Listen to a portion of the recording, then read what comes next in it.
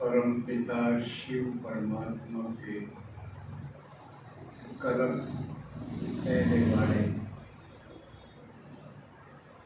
देवता बनने वाले लाडले मीठे बच्चों का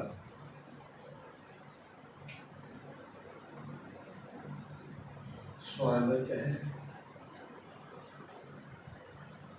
और जो अपनी क्लास को मौन में सुनने वाले हैं उनका भी स्वागत है। बाबा कहते हैं आप सबसे भाग्यशाली हो। किस बात में भाग्यशाली हो? पहला भाग, आप भारत में पैदा हुए। ये भी बहुत बड़ा भाग्य है कि आप इस देश में पैदा हुए जिसमें भगवान आते हैं।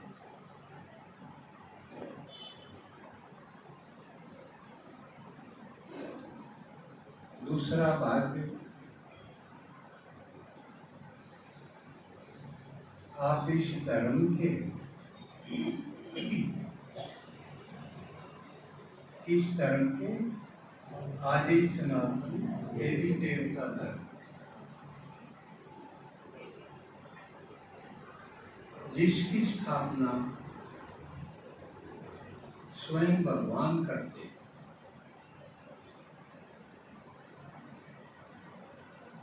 बाकी धर्मों की स्थापना धर्म पिता करते, लेकिन आदि सनातन धर्म की स्थापना परम पिता करते। धर्म पिता और परम पिता करते।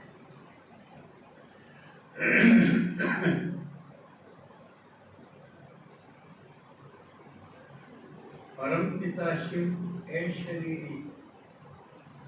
निराकार है, स्वयं भू में प्रकाया प्रवेश करके स्थापना करते।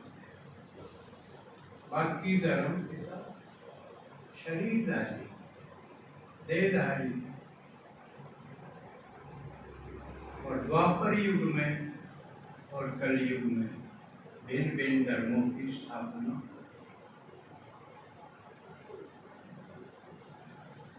यही धर्म पूरे कल्प चलता है। बाकी धर्म आधे कल्प के अंदर आते। और भाग्य हमारा कि हम हिंदी पढ़ लिख सकते हैं और भगवान इसी भाषा में बोलते हैं।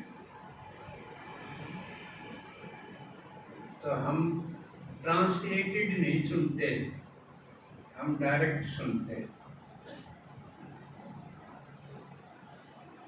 ये भी भाग्य। इसके अतिरिक्त भारत में द्वापर युग से जो भक्ति मार्ग चलता है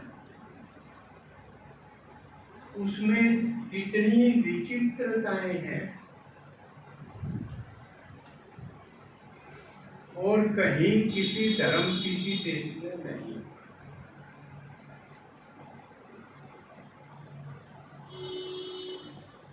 आज उन भक्तों की प्रशंसा करने को जी चाहता है जिन्होंने भक्ति में ऐसे वंडरफुल सिंबल्स बनाए, ऐसे प्रतीक बनाए।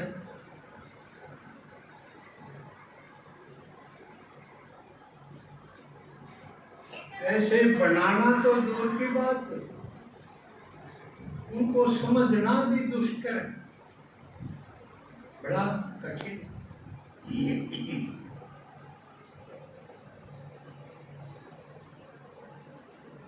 इस धर्म में भक्ति के, अब जैसे गणेश बना दिया, क्या वंडरफुल प्रतीक है। हनुमान, श्याम जी, दुर्गा है, विष्णु है, रावण है, और भी कितने, शिव है, शंकर है, ब्रह्मा है।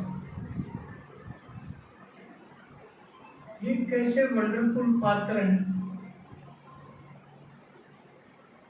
इनको समझना आसान नहीं है। पर जिन लोगों ने ये बनाए हैं इनके मॉडल्स, क्या कमाल के लोग रहे होंगे। आज कोई इन जैसा एक भी बना के दिखाए, जिनमें इतने इतने रहस्य भरे हुए हों।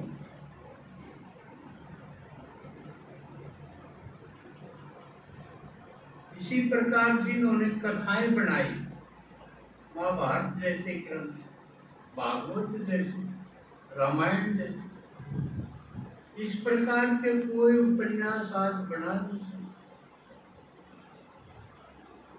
तो इसलिए ये धर्म कितना रिच इन बातों में। लेकिन आधा तरफ हम इन्हीं टूल्स से, इन्हीं प्रतीकों से हम पूजा करके सहारा लेते रहे और कितने जन्म व्यतीत कर दिए, ना जानते हुए भी, श्रद्धावश।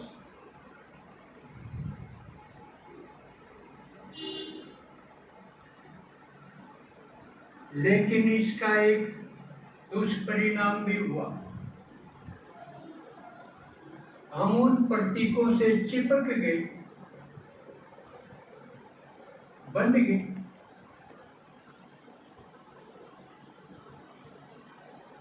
अब भगवान भी आके बोल रहा है, फिर भी हम उनको छोड़ना पसंद नहीं कर रहे, उनसे छूट नहीं रहे। उसके लिए भी पुरुषार्थ करना पड़ता है।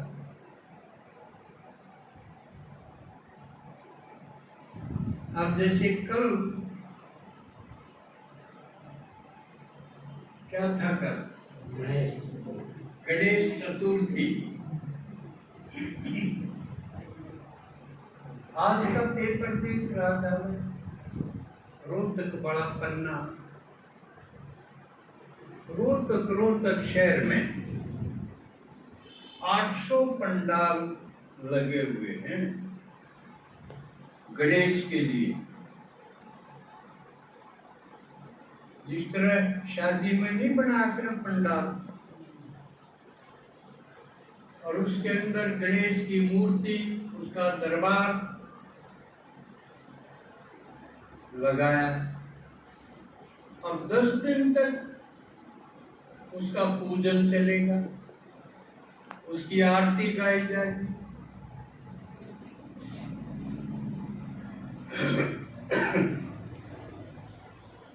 तो कितने लोग गणेश के बंधे हुए, सोचो। और भगवान किस लिए आया है?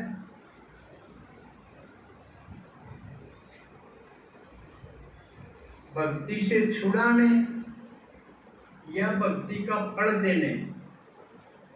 क्या कहेंगे?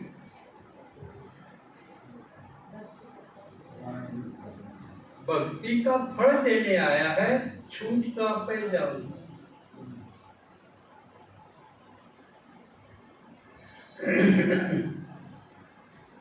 तो जो भक्त बेचारे गणेश के पूजन में लगे हुए, उनको भक्ति का फल कौन दिलाएगा? कौन दिलाएगा? किसका काम है ये? हमारा काम। माना घर जाना, जिसके लिए सारे गुरु गुसाई मठ पंथ बताते हैं भाई लक्ष्य क्या है? मुक्ति में जाना। लेकिन उनका समझाना अलग ढंग का है। वो मुक्ति को सोचते हैं कि फिर जन्म में आना ही ना पड़े, जन्म मरण से मुक्ति समझते हैं, जबकि ऐसा संभव नहीं।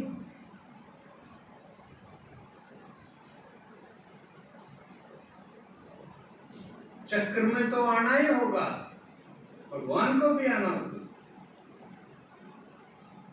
बाबा ने बताया कि वो जो करते वो झूठ कहते, जैसे सर्वव्यापी कहना झूठ है, ऐसे जन्म मरण से मुक्त होना कहना भी झूठ है।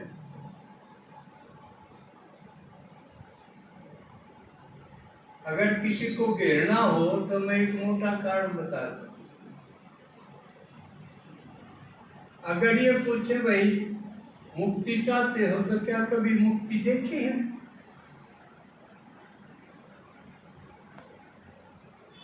इच्छा उससे चीज की होगी जो हमने देख रखी, भोग रखी हो। जिसने कदे गुड़ नहीं खाया हो उसको गुड़ खाने की इच्छा होगी?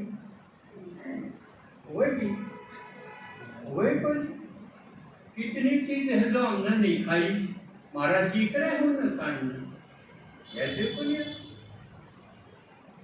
तो मुक्ति अगर चाहते हैं इसका मतलब मुक्ति में हम कभी थे, पक्की बात है, इसको कोई नकार नहीं करता। कोई भी हेरना हो, पकड़ना हो तो ये पकड़ लो भाई मुक्ति को हो तो सके मुक्ति में थे, कहना पड़ेगा हाँ मुक्ति में थे।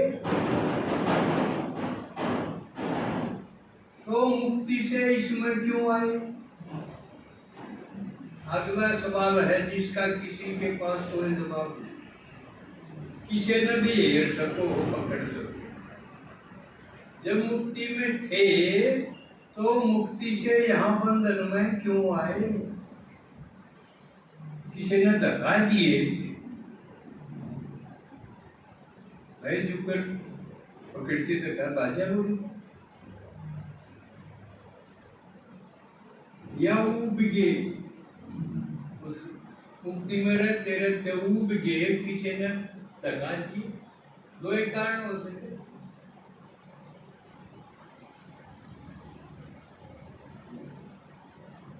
और चले भी गए आत्मा मार के, कोई गुरु को है इतना सुमरण करना पड़ेगा, इतना भजन करना पड़ेगा, यो करना पड़ेगा, वो करना पड़ेगा। जब जाके पहुंचा था गर्दन दिए गिरा लगा दिए तो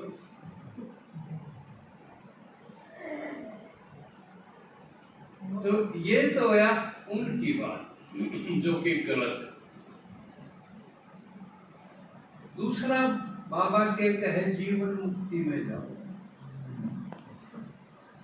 जीवन मुक्ति माने जिसमें शरीर भी होगा, घर परिवार भी होगा, दुनिया भी होगी और मौज की होगी। इन लोग कहते भाई पांडा छूट जाए इस दुनिया से, वो तो बूंदी है उसको छूट जाने। किसी के घर के निकम्मे हैं, उसका करया आया भी ना हो, रोज उसने बेसराई जा, रोज उसने धमका हुए पीटे, और ना बालक काम का हो ना और काम के हो कोई भी, तो उनसे तो जी कर जाएगी तो मुक्ति दे।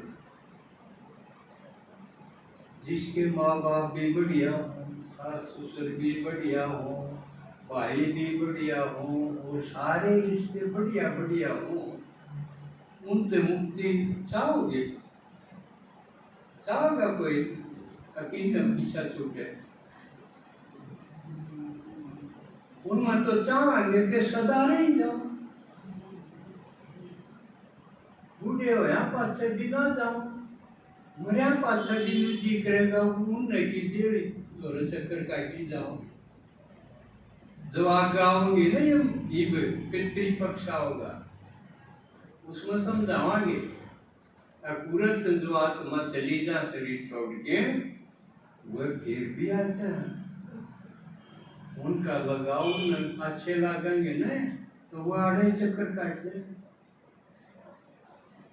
तो ये तो पितर प्रेत भूत प्रेती के बारे में आगे पितृपक्ष में समझावा।